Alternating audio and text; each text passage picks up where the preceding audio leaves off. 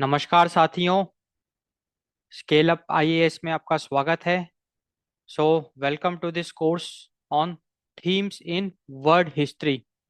So this is the lecture number 1, जहाँ पे हम डिस्कस करेंगे इंट्रोडक्शन टू अर्ली सोसाइटीज। तो इस लेक्चर में we will look at early societies, जहाँ से शुरुआत हुई थी। आप इमेजिन करो, मिलियंस ऑफ ईयर्स एगो, जब जो एप थे वो जब ह्यूमन फॉर्म में इवॉल्व हुए, बाइपेडल ऑर्गेनिजम्स, एंड कैसे वो इवॉल्व होते होते उनकी सोचने की क्षमता बढ़ गई, उनका ब्रेन इवॉल्व हुआ, एंड वो कैसे हंटिंग करते करते फार्मिंग करने लग गए एंड मिलके रहने लग गए। एंड जब उनके पास पर्याप्त फूड जमा होने लग गया, when there was no worry about gathering the food, तो वो फ्री टाइम में क्रिएटिव टास्क करने लग गए, आर्ट, पॉटरी, टूल्स बनाने लग गए। एंड ऐसे करते करते वो इवॉल्व होते गए, सोसाइटीज बढ़ती गई। जो ग्रुप ऑफ पीपल, उनका झुंड बड़ा होता गया, एंड ऐसे करते करते विलेजेस बनने लग गए। एंड वहाँ पे लोगों ने एक्सपर्टीज हासिल करना शुरू कर लिया। लाइक कुछ लोगों ने मेडिकल साइंस में कुछ अपनी एक्सपर्टीज करी, कुछ लोगों ने इंजीनियरिंग में अपनी एक्सपर्टीज करी। तो बेस्ड ऑन द रिक्वायरमेंट लोग कुछ ना कुछ क्रिएटिव काम करते गए, इवॉल्व होते गए। इस तरीके से विलेजेस, सिटीज बनी। वहां पे फिर रिलीजन भी पिक्चर में आया, टेम्पल्स। तो इस तरीके से सोसाइटीज इवॉल्व हुई। इस पर्टिकुलर लेक्चर में हम लोग एकदम शुरुआत को डिस्कस करेंगे, इंट्रोडक्शन टू अर्ली सोसाइटीज। जो एकदम शुरुआती दौर में जो सोसाइटीज थी वो क्या थी। So what are early societies. तो हम अर्ली सोसाइटीज को थोड़ा सा फील करेंगे, उसकी कैरेक्टरिस्टिक्स को हम समझेंगे कि what are early societies. And then we will look at why early societies matter in world history. कि अर्ली सोसाइटीज को पढ़ना क्यों जरूरी है, specially from the context of world history. वो भी हम डिस्कस करेंगे, क्योंकि इस कोर्स में हम बेसिकली वर्ल्ड हिस्ट्री डिस्कस करेंगे। This course is about themes in world history. तो जब हम वर्ल्ड हिस्ट्री के बारे में पढ़ेंगे तो why there is a need to study about early societies, तो वो भी हम डिस्कस करेंगे। So these are core areas of focus in this particular lecture. तो module 1, lecture 1, introduction to early societies. तो सबसे पहले हम लोग डिस्कस करेंगे व्हाट आर अर्ली सोसाइटीज। तो हम अर्ली सोसाइटीज को समझेंगे, तो इसमें बेसिकली हम लोग देखेंगे कि जो सबसे पहले जो ह्यूमंस हैं वो अफ्रीका में पाए गए। दे एमर्ज्ड इन अफ्रीका, क्योंकि भाई ह्यूमंस इवॉल्व हुए हैं ना। App got evolve into humans.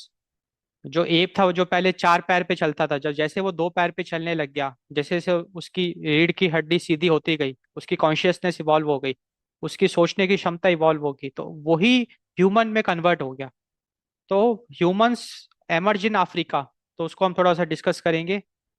फिर हमको ये भी समझना होगा कि अगर हम इतनी पुरानी बात कर रहे हैं, उस समय तो कोई रिटर्न टेक्स्ट भी नहीं मौजूद है। ड्यूरिंग दैट टाइम, जिस दौर की हम बात कर रहे हैं, वहां पे there was no concept of written text. वहां पे राइटिंग, लिटरेचर, ये सब कुछ नहीं था। तो फिर हम उस दौर के बारे में इतना कॉन्फिडेंटली कैसे कह सकते हैं। जो भी हमने रिसर्च किया है, ऑन व्हाट ग्राउंड, तो वो हम देखेंगे। That is on the ground of archaeologist methods. There are some methods in archaeology which helps us in uncovering the life of early societies. So we will be reconstructing the early life through bones, tools and fossils. क्योंकि आज भी bones पाए जाते हैं, उस दौर के bones. क्योंकि बोन की खासियत ये होती है ना, बोन आपका बायोडिग्रेडेबल नहीं है। बोन अपने आप डिग्रेड नहीं हो सकता है। इसीलिए आपने देखा होगा कि जैसे कोई अगर लाश को दफना दिया जाए, 20 साल बाद भी अगर आप उस जगह को खोदोगे तो उसका क्या कहते हैं, वो मिलेगा आपको, बोन्स। फिर हम ये भी देखेंगे कि कैसे पहले के लोग उस दौर में जो भी ह्यूमंस थे, देवर हंटर गैदरर्स, वो हंटिंग कर करके सरवाइव करते थे।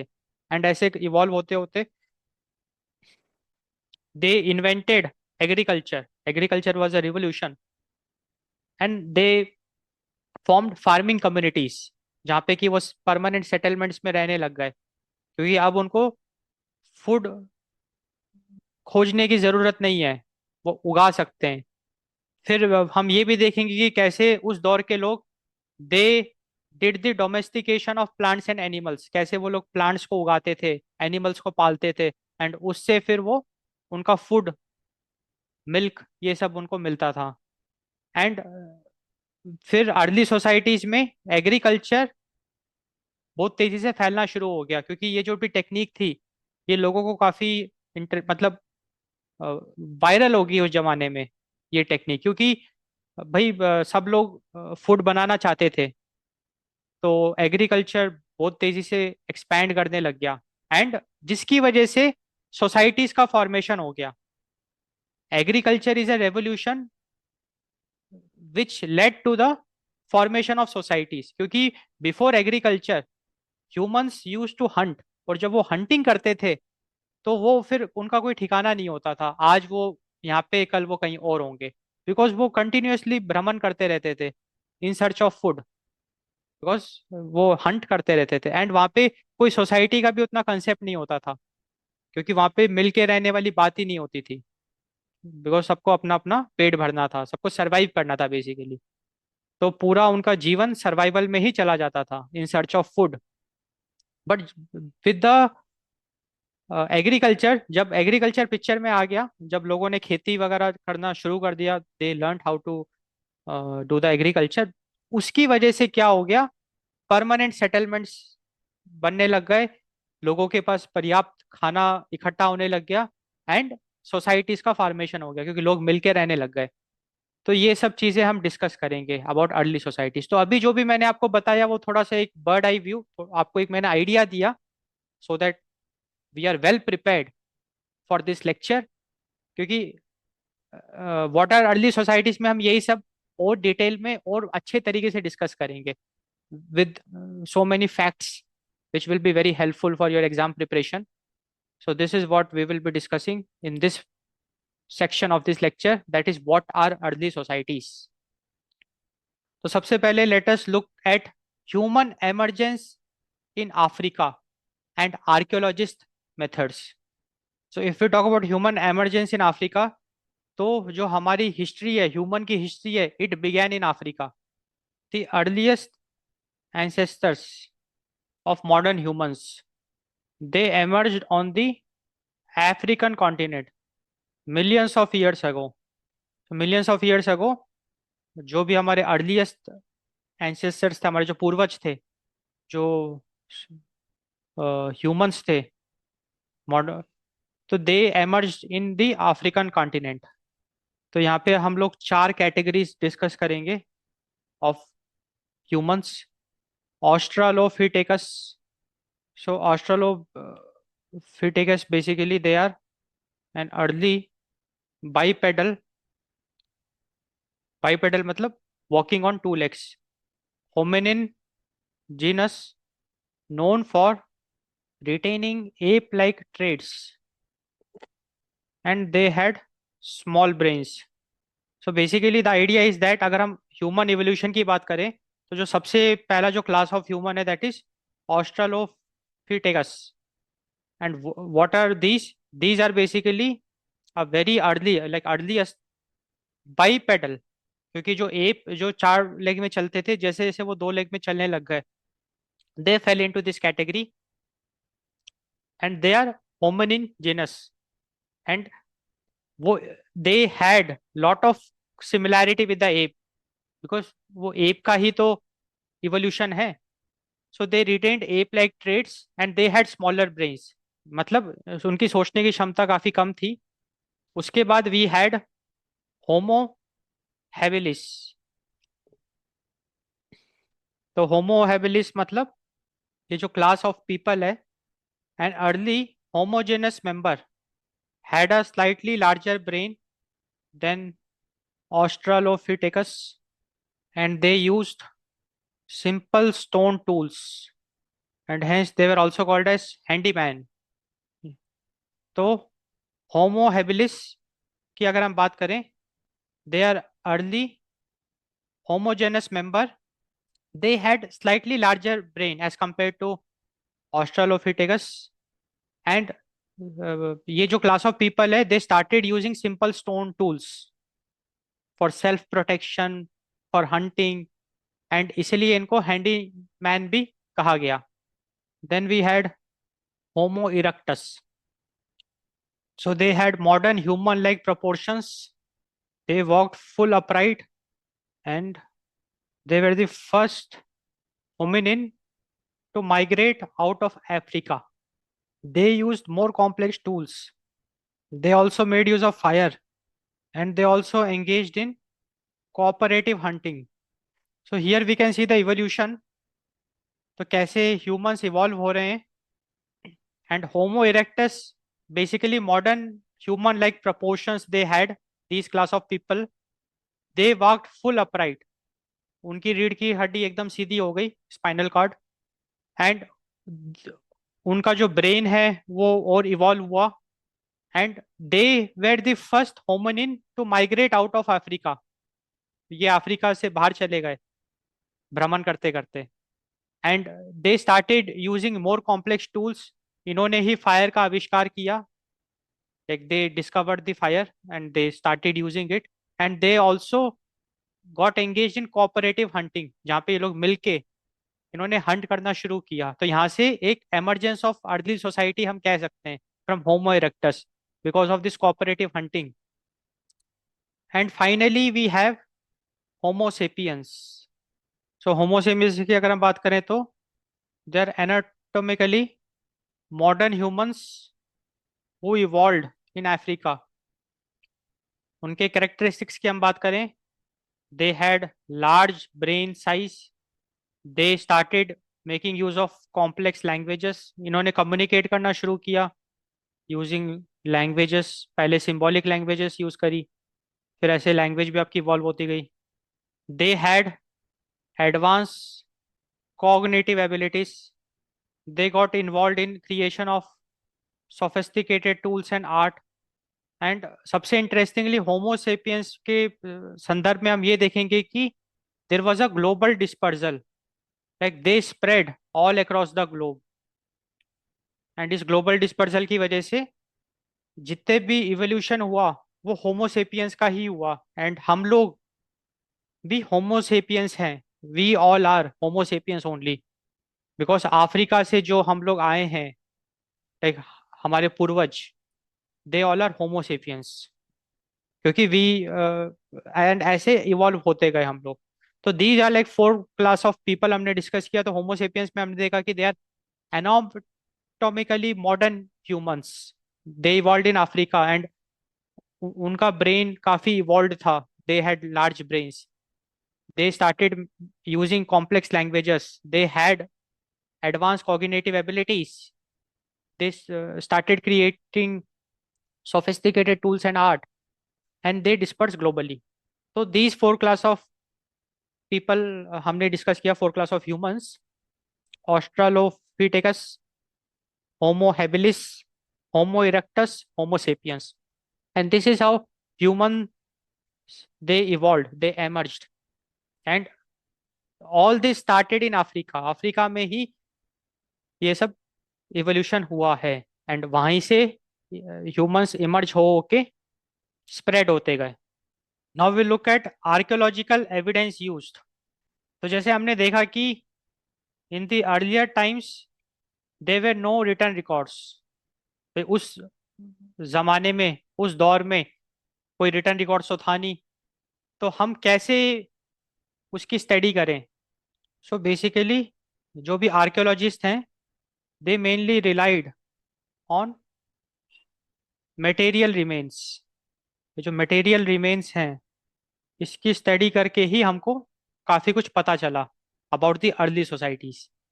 क्योंककि ये जो भी मटेरियल रिमेन्स जो कि नॉन बायोडिग्रेडेबल, जो डिग्रेड नहीं हो सकते, वही तो अभी तक टिक पाएंगे।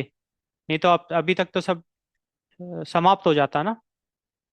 सो what are these material remains, let us look at that one by one. Bones and fossils. तो हमने ऑलरेडी देखा कि जो बोन्स होते हैं वो अपने आप डिग्रेड नहीं हो सकते, एंड काफी सारे फॉसिल्स भी वो नॉन बायोडिग्रेडेबल होते हैं, जिसकी वजह से उस दौर के बोन्स एंड फॉसिल्स आज भी आपको अफ्रीका में पाए जाते हैं एंड और भी जगह पाए जाते हैं। तो जब हम उसकी स्टडी करते हैं, so what all things we can decode, so we can get to know about physical features. ये एक बहुत इंटरेस्टिंग पॉइंट है, क्योंकि जब आप हड्डियों को मिलाओगे तो एक मतलब आइडिया लगेगा कि उनका फिजिकल फीचर कैसा था। वो बल्की थे, उनकी हड्डियां लंबी थी तो लंबे पैर वाले थे, कैसे थे क्या थे। तो फिजिकल फीचर्स के बारे में बहुत कुछ हम बता सकते हैं using this bones and fossils. Fossils का यूज करके हम डाइट्स के बारे में बता सकते हैं कि वो उनका मेनली खाने पीने का क्या रहता था। मूवमेंट पैटर्न्स के बारे में पता चल जाता है, क्योंकि अगर ये जो बोन्स हैं आपके, अगर ये काफी जगह पे पाए जाते हैं, इसका मतलब लोग भ्रमण करते रहते थे in search of food. And overall we can say that we can reconstruct evolutionary changes in human.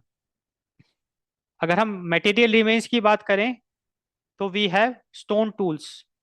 तो उस दौर के जो स्टोन टूल्स हैं वो आज भी पाए जाते हैं। जब आप काफी डीप लेवल पे डिगिंग करोगे जमीन के अंदर, आपको स्टोन टूल्स मिलेंगे। तो स्टोन टूल्स में like we have stone flakes, hand axes, axe आपको पता ही है, ब्लेड्स। तो ये सब शार्प टूल्स काफी हमको देखने को मिला है। एंड इन टूल्स से हम ये कह सकते हैं like what we can reconstruct about the past, we can say about how early humans hunted, how they processed the food, how they cut wood, and how they built shelters. Then, in the category of material remains, we also have environmental evidence. जिसमें we have soil deposits, pollen traces, animal remains, and in material remains का use करके we can basically recreate climate conditions and also ecosystems। उस दौर का जो climate condition and ecosystem के बारे में हम काफी कुछ डिकोड कर सकते हैं यूजिंग द एनवायरमेंटल एविडेंस। तो कुल मिला के इन सब मटेरियल रिमेन्स का यूज करके जो आर्कियोलॉजिस्ट हैं, they can solve the puzzle, they can जो भी उनके ऑब्जर्वेशन से फैक्ट्स हैं उसको कंबाइन करके they can reconstruct the life of early societies, and काफी कुछ डिकोड किया जा सकता है। So these are the archaeologist methods used to study the early societies.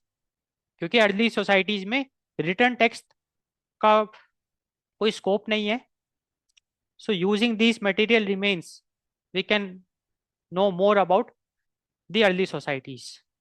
अब हम क्या करेंगे कि आर्कियोलॉजिस्ट ने ऑलरेडी जो भी रिसर्च करी है उसको हम स्टडी करेंगे। So now we will reconstruct early life, reconstruction of early life using the study of material remains like bones, tools and fossils. तो आर्कियोलॉजिस्ट ने कुछ बहुत अच्छी की फाइंडिंग्स उन्होंने करी है, तो will explore that. So first will look at diet and food practices. Like what can we say about the diet and food practices of early life. जो अर्ली सोसाइटीज में जो लोग थे वो क्या खाते थे, उनकी फूड प्रैक्टिसेस क्या थी, late us look into that. So earliest humans they relied mainly on fruits, roots, nuts, small animals and scavenged meat। तो अगर हम फूड प्रैक्टिसेस की बात करें, डाइट की बात करें, तो humans of early societies, early human beings, वो दे रिलाइड हेविली, लाइक हेविली वो फ्रूट्स वगैरह पे ज्यादा खाते हैं। क्योंकि फ्रूट्स आप देखो ना कितना टेस्टी होता है, कितना अच्छा होता है। तो फ्रूट्स तो उनके लिए एक तरीके का सबसे प्रिफर्ड फूड ऑप्शन था। और अगर फ्रूट्स उनको नहीं मिलते थे फिर उनको एनिमल्स की हंटिंग करनी पड़ती थी। तो fruits, roots, nuts, small animals, scavenged meat, से they use to eat all this. As tools got evolve, hunting became more efficient, and जिसकी वजह से वो और भी बड़े लेवल पे हंटिंग करने लग गए क्योंकि उनके पास अच्छे टूल्स आ गए। एंड इस तरीके से उनका जो डाइट है वो भी इवॉल्व होता गया। अगर हम मोबिलिटी की बात करें तो जो अर्ली ह्यूमंस थे वो डेफिनेटली वो टिकते तो थे नहीं। They use to move frequently. So hunter gatherers move frequently in search of food. So bones of animal food, so basically bones of animals they were found in different layers by archaeologists beneath the earth's surface. So bones of animals found in different layers beneath the earth's surface, it clearly indicates that early humans followed seasonal migrations। क्योंकि देखो बात ऐसी है कि because of seasons animals का भी movement बदलता है। अब जैसे ठंड, भरी ठंड में काफी सारे एनिमल्स हो सकते हैं बाहर ही ना निकले, तो उनकी हंटिंग पॉसिबल नहीं है। तो based on the seasonal patterns early humans they use to migrate. So उनका जो माइग्रेशन था वो सीजन के बेसिस पे था, सीजनल माइग्रेशन था। So that is what we can say about the mobility, कि जो अर्ली ह्यूमंस थे definitely they use to migrate a lot for hunting, and उनका जो माइग्रेशन था वो सीजनल माइग्रेशन था। अब अगर हम सोशल बिहेवियर की बात करें ऑफ अर्ली ह्यूमंस, तो definitely we can see the instances of sharing food and cooperative hunting. So, sharing food and cooperative hunting are inferred from clustered remains. Burials suggest early symbolic thought and emotional bonds. So, तो basically idea ऐसा है कि from the evidences from the clustered remains, cluster remains का मतलब है कि जो remains है वो एक साथ पाया गया है, उससे हम ये कह सकते हैं कि वहाँ पे अर्ली ह्यूमंस भी कोऑपरेटिव हंटिंग करते थे, मिलके हंट करते थे, मिलके खाते थे, फूड शेयरिंग करते थे। एंड उनके बीच में एक इमोशनल बॉन्ड भी था। उसका सबसे बड़ा एविडेंस ये है कि उस दौर में भी वो लोग दफनाते थे बॉडीज को ड्यूरिंग दैट पीरियड। तो this is a very big sign indication like burials. ये दिखाता था कि उस जमाने के लोग भी दे आर इमोशनली अटैच्ड। वो नहीं चाहते थे कि भाई मरने के बाद जो भी ह्यूमन बॉडी है उसको एनिमल्स नोच लें, खा लें। They had attachment with the body, and जिसकी वजह से वो उसको उनको दफनाते थे, सो दैट उनका ये मानना था कि बॉडी सेफ रहेगी, कोई भी एनिमल उसको हंट नहीं कर पाएगा। तो यहाँ से हमको देखने को मिल रहा है कि अर्ली ह्यूमंस में भी इमोशंस आ गए। Because see what is the main difference between a animal and a human, it's the emotion also. Animals के अंदर भी इमोशंस होते हैं, but humans can be more kind. अगर हम ह्यूमंस के इमोशंस की बात करें तो humans can be more loving, more kind, more compassionate. तो early humans since they were humans, उनके अंदर भी भर भर के इमोशंस थे। एंड सो दिस, एंड जिसकी वजह से सोसाइटीज भी इवॉल्व हुई, इमर्ज हुई, क्योंकि वो मिलके रहते थे, वो केयर करते थे एक दूसरे की, इमोशनल बॉन्ड्स था। सो हमने अर्ली लाइफ के बारे में थोड़ा समझा कि अर्ली ह्यूमंस कैसे अपना जीवन जीते थे। अब हम डिस्कस करेंगे hunter gatherer societies versus early farming communities. तो सबसे पहले let us look into the hunter gatherer societies. तो हंटर गैदरर सोसाइटीज की अगर हम बात करें, so they were characterized by nomadic mobility. मतलब वो लोग भ्रमण करते रहते थे, एंड उसका मेन रीजन था, एंड माइग्रेशन उनका सीजनल था because of due to seasonal food availability. Hunter gatherer small groups में रहते थे। ये लोग सिंपल टूल्स का यूज करते थे, like hand axes, scrapers and blades. इनका कोई परमानेंट ठिकाना नहीं होता था, so they did not had any permanent house, no permanent houses. They use to stay in temporary shelters, मतलब अपने लिए ये लोग टेम्पररी शेल्टर्स बनाते थे, या फिर अगर इनको नेचुरल केव मिल जाता था वहीं रह लेते थे, गुफा, so that extreme weather condition से दे कुड प्रोटेक्ट देमसेल्व्स। इनकी जो डाइट थी वो काफ़ी डाइवर्स थी, diet diversity, because they relied heavily on fruits, जो हमने देखा था, nuts, seeds, meat and fish, and low population density. मतलब इनका जो झुंड था काफ़ी छोटा होता था, स्मॉल ग्रुप्स, एंड ये सिंस भ्रमण करते रहते थे, तो in a region population density काफ़ी कम होता था, बिकॉज नो परमानेंट सेटलमेंट। आज एक ग्रुप यहाँ पे, कल वो कहीं और होगा, सो population density was very low. So this is how the hunter gatherer society looked like. जो hunter gatherers थे, they adapted to the nature. वो उन्होंने environment को समझा, and उसके हिसाब से they used to trace the animals. They tracked animals, they tracked the flowering seasons, and they also tracked the river flows. So basically जो hunter gatherers थे, they adapted themselves to the nature. ये लोग nature के काफी करीब थे, क्योंकि इनका जो भी फूड है वो नेचर से ही मिलना था, भले ही आप फ्रूट्स, वेजिटेबल्स, या फिर एनिमल्स, या फिर river flowing water. Now will discuss early farming communities. तो अगर हम अर्ली फार्मिंग कम्युनिटीज की बात करें, तो ये क्वाइट रिसेंटली हमको देखने को मिला है, like 10,000 years ago, around 10,000 years ago, some human groups began to grow crops, and they also started to domesticate animals। तो कुल मिला के एक नई प्रथा का शुरुआत हुआ, जहाँ पे कि जो लोग थे 10,000 साल पहले, वो उन्होंने क्रॉप्स उगाना शुरू किया और उन्होंने एनिमल्स को पालना शुरू किया। And what are the characteristics of early farming communities? तो they were settled villages.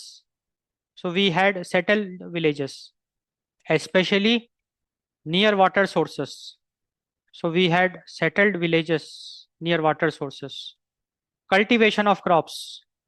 Since they were farming communities, they knew how to do the farming, so they started cultivating crops. And what are the crops mainly they cultivated? Wheat, barley, rice, and millet. Domesticated animals. So they also started to domesticate animals like sheep, goat, pigs, cattle. They had storage facilities for grains, क्योंकि since they started cultivation of crops, वो भारी मात्रा में crops उगाते थे, जिसकी वजह से क्रॉप्स को स्टोर करने की भी आवश्यकता पड़ी। So they had storage facilities for grains, and because of that they had more stable food supply. And because of this more stable food supply, it led to the population growth. Stable food supply थी तो population density बढ़ी, क्योंकि permanent settlements बनने लग गए, settled villagers, population growth हुई।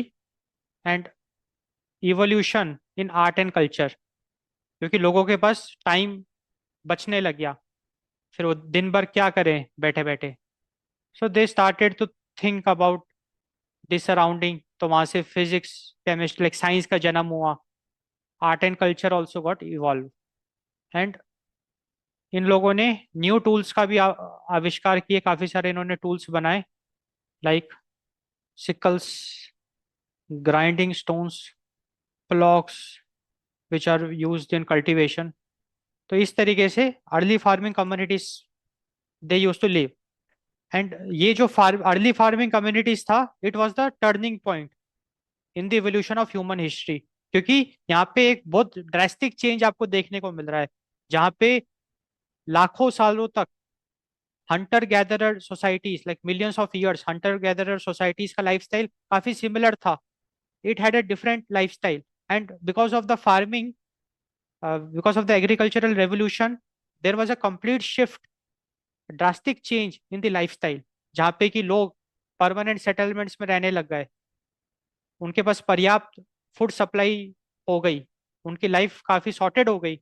पहले उनको भटकना पड़ता था, अब उन्होंने भटकना बंद कर दिया, पॉपुलेशन ग्रोथ हुई, एंड जिसकी वजह से उनके पास काफी टाइम बचने लग गया, and they it led to the evolution of art and culture, and it also led to the evolution of cities, जो बड़ी बड़ी सिटीज पिक्चर में आई। So agriculture played a very important role in this. तो ये जो transition है इसको हम फिर से मतलब थोड़ा अच्छे से डिस्कस करते हैं। ये जो ट्रांजिशन है, transition from like hunter gatherer to farming, क्योंकि पिछले स्लाइड में हमने इंडिपेंडेंटली डिस्कस किया कि भाई हंटर गैदरर्स की लाइफस्टाइल क्या थी, फार्मिंग कम्युनिटीज की लाइफस्टाइल क्या थी। अब हम डिस्कस करेंगे ट्रांजिशन। तो 10,000 साल पहले ये ट्रांजिशन हमको देखने को मिला, एंड ये जो ट्रांजिशन का पीरियड है it is also called as neolithic revolution. तो सबसे पहले हम देखेंगे कि how exactly transition happened, what led to the transition. तो basically people started observing crop cycles. So people observed crop cycles, मतलब लोगों ने थोड़ा सा ऑब्जर्व करना शुरू किया कि ये पेड़ कैसे उग रहा है, पौधे कैसे उग रहे हैं, कौन से सीजन में कौन सा पेड़ उग रहा है, कौन से सीजन में कौन सा पौधा उग रहा है। People started looking into how plants grew, at what season seeds sprouted, and फिर लोगों ने एक्सपेरिमेंट करना शुरू किया। सो पीपल स्टार्टेड प्लांटिंग इंटेंशनली, मतलब वो उन्होंने बीज को ले लेके दे स्टार्टेड प्लांटिंग इंटेंशनली। क्योंकि देखो बात ऐसी है कि जो ये ट्रांजिशन हुआ है ये हुआ है फार्मिंग की वजह से, एग्रीकल्चर की वजह से। तो लोगों ने खेती करना सीखा कैसे, like how they started to plant. तो दे ऑब्जर्व, उन्होंने देखा कि हाँ भाई, अगर मैं सीड्स को उगाता हूँ, अगर मैं सीड्स को जमीन में डालता हूँ एंड उसको मैं पोषण करता हूँ, like if I water it on a regular basis it sprouts. उन्होंने देखा ये प्रोसेस को, तो उन्होंने फिर intentionally they started planting and they got very good results, and ये टेक्निक उस दौर में वायरल हो गई, एंड लोगों ने फिर इस तरीके से प्लांटिंग करना शुरू किया, एंड ऐसे ही फिर अलग अलग बीज उन्होंने उगाए तो अलग अलग पेड़ पौधे बने, एंड आपके क्रॉप्स भी बनने लग गए। इसी तरीके से क्रॉप्स आपके उगने लग गए, wheat, rice, barley, millets, and इस तरीके से एग्रीकल्चर का जन्म हुआ, and it was the transition. And इसके साथ साथ they also learn animal domestication, क्योंकि पहले क्या था कि ये लोग जो अर्ली ह्यूमंस थे तो घबराते थे एनिमल से, तो जैसे एनिमल दिखता था वो हंट कर देते थे। फिर धीरे धीरे उनको रियलाइज हुआ कि सारे एनिमल्स खतरनाक नहीं होते, except for lion, tiger, fox या और कुछ वाइल्ड एनिमल्स।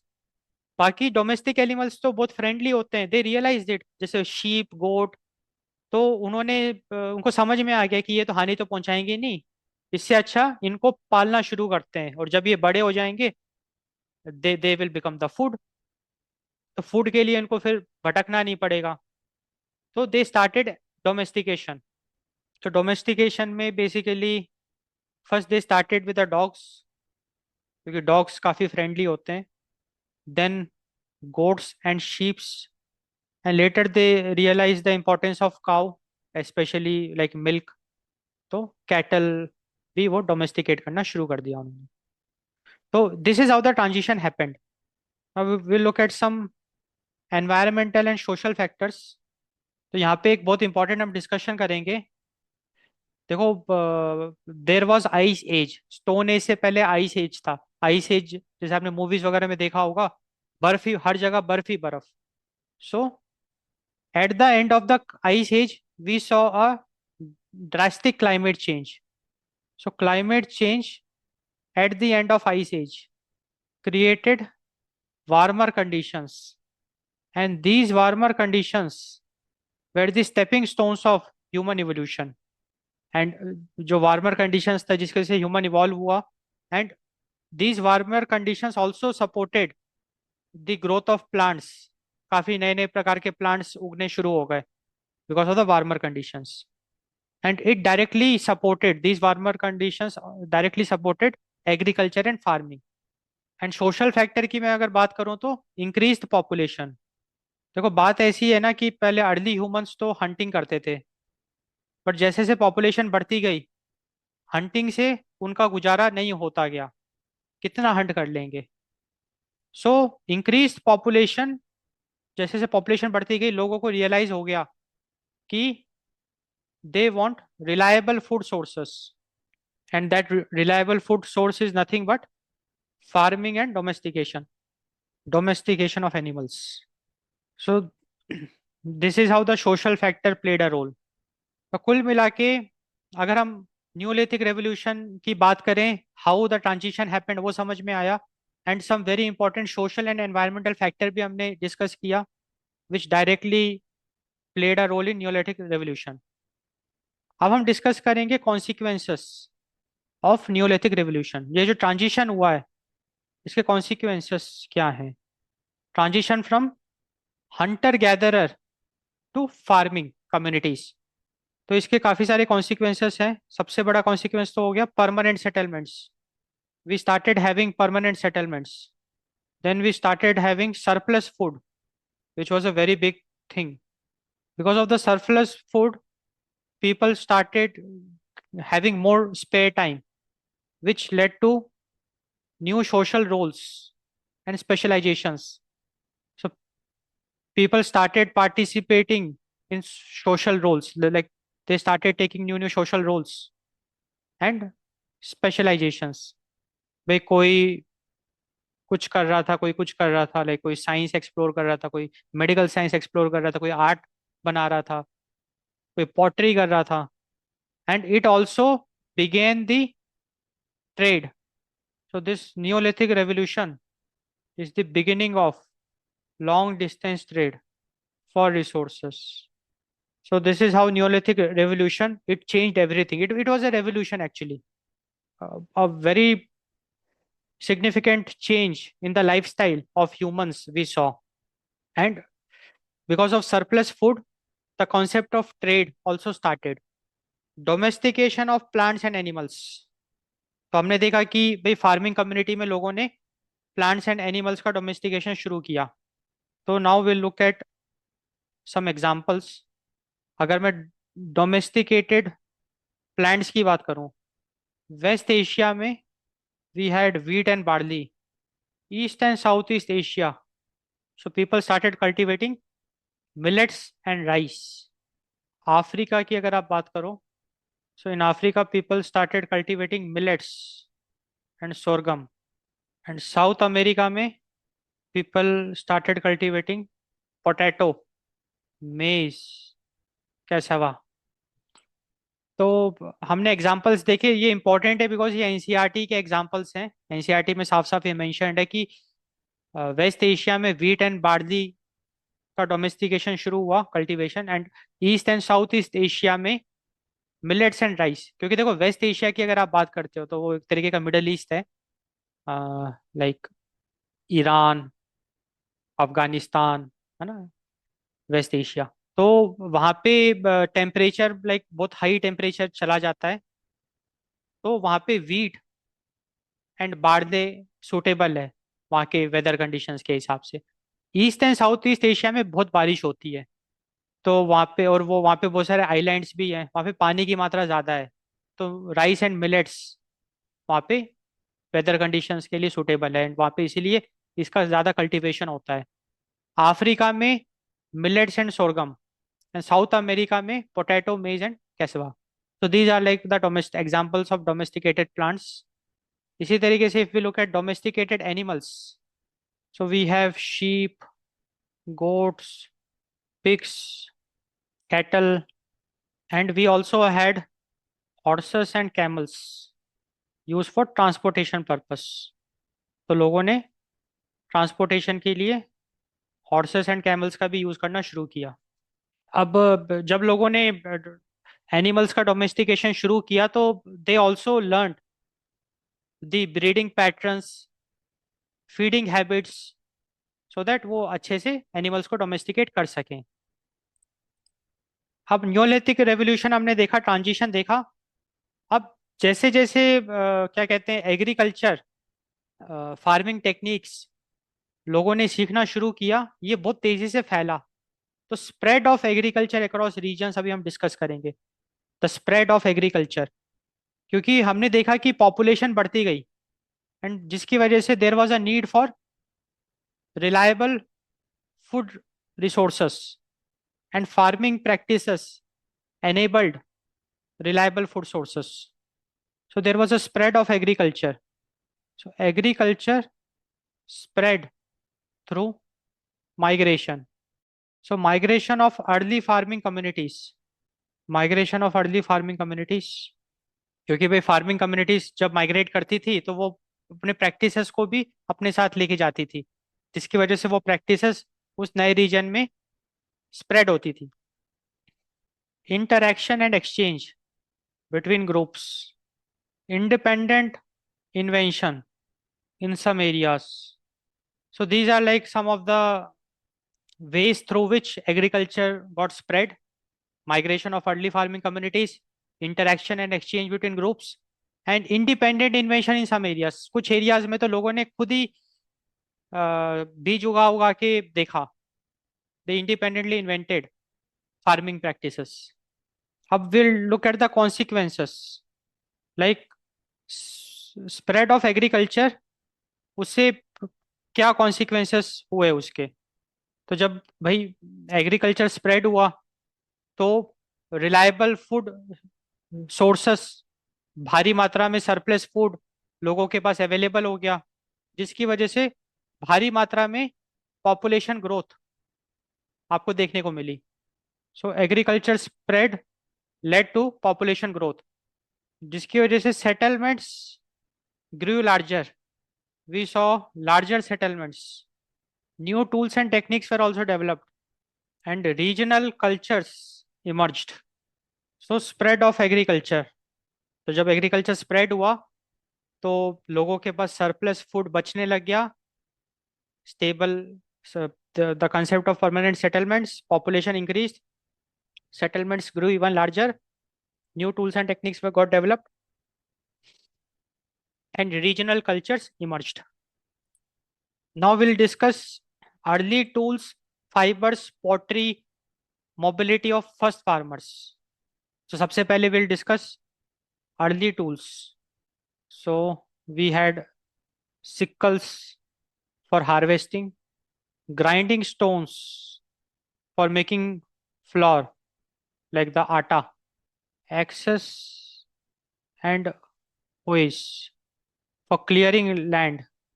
अगर हम फाइबर्स की बात करें, क्योंकि जैसे जैसे इवोल्यूशन होता गया, बिकॉज ऑफ न्यूलिथिक रेवोल्यूशन, लोगों ने कपड़े पहनने भी शुरू किए, फाइबर्स का प्रयोग करना शुरू किया। So we had flax for linen, use of cotton in some regions. Fiber में we also had wool from domesticated sheep. So domesticated sheep से wool के कपड़े बनने शुरू हुए, and all these like fibers were used in making clothes. Clothes में इन fibres का प्रयोग हुआ, in making ropes, in making nets, in making bags. All these fibers were used. फिर during that time pottery was also use, मतलब लोग pots वगैरह बनाते थे, cooking vessels, and it was use for the storage of grains, cooking food and transporting goods. Food बनाने में प्रयोग होता था, ट्रांसपोर्टिंग गुड्स में इन वेजल्स का यूज होता था, स्टोर ग्रेन को स्टोर करने में काम आते थे वेजल्स। तो जो भी इन्वेंशन ऑफ पॉटरी था, ये भी एक बहुत बड़ा एक इन्वेंशन था, क्योंकि इसकी वजह से सरप्लस फूड को स्टोर करने लग गए लोग, एंड वहीं से ट्रेड का शुरुआत हुआ। So invention of pottery was also a very significant mark in human history in the evolution. Because of pottery we had vessels to store the grains, to cook food, to transport goods. जिसकी वजह से trade की शुरुआत हुई, surplus food को लोग save करना शुरू कर दिया, बार्टर सिस्टम की शुरुआत हुई, exchange of goods, all that happened because of this pottery only. अब हम डिस्कस करेंगे mobility of first farmers, mobility of early farmers. तो बेसिकली ये देखा गया है कि जो अर्ली फार्मर्स थे, they also had seasonal movements. And what is the reason for that? क्योंकि भाई तर्क तो यही कहता है कि जब भाई उनको खेती करनी आती है तो खेत में बस वो अपना उगाते रहे, खाते रहे, मूवमेंट करने की जरूरत क्यों पड़ी? तो ये भी इम्पोर्टेंट है, they were seasonal movements in search of fertile soil. क्योंकि हो सकता है कि जहाँ वो अभी खेती कर रहे हैं, आफ्टर सम ईयर्स वो जगह उतनी फर्टाइल ना रहे, then they had to move in search of fertile soil. So there were seasonal movements shown among early farmers, and that is for search of in search of fertile soil. So that's why mobility was still there. Farming practices शुरू होने के बाद भी there was mobility, but it was relatively very less as compared to early hunter gatherers. क्योंकि जो hunters थे वो तो बहुत सिग्निफिकेंट तरीके से मूवमेंट करते थे, माइग्रेशन करते थे। तो हमने व्हाट आर अर्ली सोसाइटीज देख लिया, लाइक हमको एक फील आया, एक आइडिया आया कि अर्ली सोसाइटीज कैसी होती थी, वहां पे लोगों की क्या लाइफस्टाइल होती थी। तो हमने ट्रांजिशन भी देखा, हमने देखा कि जो शुरुआत हुई human emergence, that is on the planet continent Africa, continent Africa में ह्यूमंस का इमरजेंस हुआ, एंड कैसे वहां से वो स्प्रेड हो गए all across the globe. And in the starting they were Hunter gatherers, वो लोग हंटिंग करते थे, एंड उनके अंदर भी इमोशंस होते थे। हमने ये सब चीजें देखी। फिर हमने देखा कि कैसे जब वो हंटिंग करते थे तो उनका कोई ठिकाना नहीं होता था, सीजनल माइग्रेशंस वो करते थे in search of food. And उन्होंने टूल्स वगैरह भी बनाने शुरू कर दिए for use for self protection and hunting, and temporary shelters में वो लोग रहते थे। एंड उसके बाद उन्होंने नेचर को देखना शुरू किया, ऑब्जर्व करना शुरू किया, एंड उन्होंने देखा कि कैसे प्लांट्स उग रहे हैं, कैसे सीड सीड से पौधा उग रहा है और पौधा पेड़ का रूप ले रहा है। तो उन्होंने इन्वेंशंस, मतलब उन्होंने एक्सपेरिमेंट किया, एंड इस तरीके से ट्रांजिशन हमको देखने को मिला, जहाँ पे कि people migrated, people shifted from hunting to farming. और फार्मिंग में उन्होंने प्लांट्स उगाने शुरू किए, पेड़ पौधे, एंड उन्होंने एनिमल्स को डोमेस्टिकेट करना शुरू किया, and this transition is known as Neolithic revolution. उसको भी हमने देखा, दिस ट्रांजिशन। एंड जैसे ही फार्मिंग उन्होंने करना शुरू किया, उनकी सोसाइटी बिल्कुल बदल गई। They started in living in permanent settlements, and उनके पास फूड सरप्लस में रहने लग गया। पॉटरी का इन्वेंशन किया, जहाँ पे उन्होंने फूड स्टोर करना शुरू किया, फूड को ट्रेड करना शुरू किया, लोगों के पास टाइम बचने लग गया। तो वहाँ पे they started taking the social roles, responsibilities and specialization. And settlements बड़े होते गए क्योंकि लोग एक साथ रहने लग गए, एंड ऐसे कर करके सिटीज का निर्माण होना शुरू हो गया। एंड फिर हमने देखा कि फाइबर्स का भी उन्होंने यूज करना सीख लिया, लाइक कपड़े बनाने लग गए। एंड टूल्स में भी इवोल्यूशन हमने देखा, नए नए प्रकार के टूल्स उन्होंने बनाए। तो this was the early societies. अब हम डिस्कस करेंगे why early societies matter in world history, क्योंकि ये जो कोर्स है, this course is themes in world history. तो वर्ल्ड हिस्ट्री में हम अर्ली सोसाइटीज के बारे में क्यों पढ़ रहे हैं, that is what will discuss. तो सबसे पहले let us look at the concept of agricultural revolution. तो देखो, एग्रीकल्चर जब से आया है, it was a revolution because it was a transition, वो जो हम उसको अच्छे से फील कर चुके हैं। न्योलिथिक रेवोल्यूशन, आप उसको एग्रीकल्चरल रेवोल्यूशन भी कह सकते हैं, because agricultural revolution it transformed human life, and it transformed human life more dramatically than almost any other development. क्योंकि ह्यूमन हिस्ट्री की अगर आप बात करोगे तो एग्रीकल्चरल रेवोल्यूशन का जितना इम्पैक्ट है ऑन ह्यूमन लाइफ, उतना इम्पैक्ट और किसी डेवलपमेंट की वजह से नहीं देखने को मिला है। And that's why study of early society is very important. क्योंकि अगर आप वर्ल्ड हिस्ट्री की भी बात करते हो तो आप किसी भी कंट्री की हिस्ट्री आप देखो, वहां पे एग्रीकल्चरल रेवोल्यूशन का इम्पैक्ट आपको देखने को मिलेगा ही मिलेगा। And agricultural revolution, it led foundation for villages. क्योंकि परमानेंट सेटलमेंट्स बनने शुरू हुए और वो बढ़ते गए बढ़ते गए बढ़ते गए, तो विलेजेस का रूप ले लिया। सिटीज सिटीज बन गई। Trade, because of surplus food लोगों ने ट्रेड शुरू कर दिया, लॉन्ग डिस्टेंस ट्रेड भी शुरू कर दिया। बिकॉज ऑफ सोसाइटी बनी, वहाँ पे सोशल फैक्टर पिक्चर में आया, तो गवर्नमेंट भी पिक्चर में आई, गवर्नमेंट का फॉर्मेशन शुरू हो गया। कॉम्प्लेक्स सोसाइटीज, क्योंकि आप किसी भी कंट्री की हिस्ट्री अगर आप पढ़ते हैं या वर्ल्ड हिस्ट्री पढ़ते हैं तो these are the core components, and all these components are evolved because of agricultural revolution. And this is why the concept of agricultural revolution, especially that neolithic revolution, is very very important. Now we'll look at how settled life transformed human societies.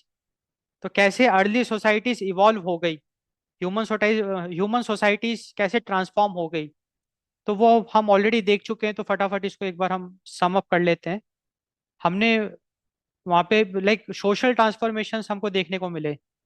So social transformations में we saw larger communities, because of settlements larger communities form हुई।